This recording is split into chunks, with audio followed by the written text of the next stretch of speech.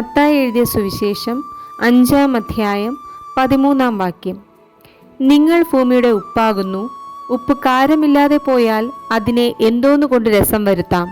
പുറത്തു കളഞ്ഞിട്ട് മനുഷ്യൻ ചവിട്ടുവാൻ അല്ലാതെ മറ്റൊന്നിനും പിന്നെ കൊള്ളുന്നതല്ല.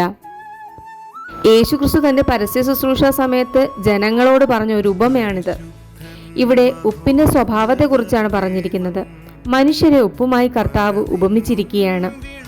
രുചിയുള്ള സ്വഭാവം പുറപ്പെടുവിക്കുന്ന വിധത്തിലാണ് ദൈവം മനുഷ്യനെ സൃഷ്ടിച്ചിരിക്കുന്നത് എന്ന് ഇതിൽ നിന്ന് നമുക്ക് മനസ്സിലാക്കാം. രുചിയും നിറവും അലിയുന്ന സ്വഭാവവും അതുപോലെ അതിന്റെ സാന്നിധ്യത്തിൽ ഏത് അഴുകിച്ചീഞ്ഞും നശിച്ചു പോകാവുന്ന വസ്തുക്കളെയും സംരക്ഷിച്ചു നിർത്തുവാനുള്ള അതിന്റെ കഴിവും ഉപ്പിനുണ്ട്. അതായത് ഈ സ്വഭാവങ്ങളെല്ലാം ദൈവം ഭൂമിയിൽ സൃഷ്ടിച്ചാക്കിയ മനുഷ്യർക്കുണ്ട്. എന്നാൽ ഉപ്പിന്റെ സ്വഭാവങ്ങൾ നഷ്ടപ്പെടുത്തിയാൽ യാതൊന്നിനും കൊള്ളാവുന്നതല്ല.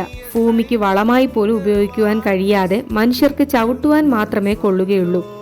അതുപോലെ മനുഷ്യരുടെ നല്ല സ്വഭാവങ്ങൾ നഷ്ടപ്പെടുത്തിയാൽ ഒരു പ്രയോജനവുമില്ല. ഉപ്പിനെ പോലെ നമുക്കും അലിവുള്ളവരായി, രുചിയുള്ളവരായി, ചുറ്റുമുള്ളവരെ സംരക്ഷിക്കുന്നവരായി, നല്ല നിറമുള്ളവരായി, ലോകത്തിൽ എല്ലാവർക്കും സന്തോഷം നൽകുന്നവരായി ജീവിക്കാം.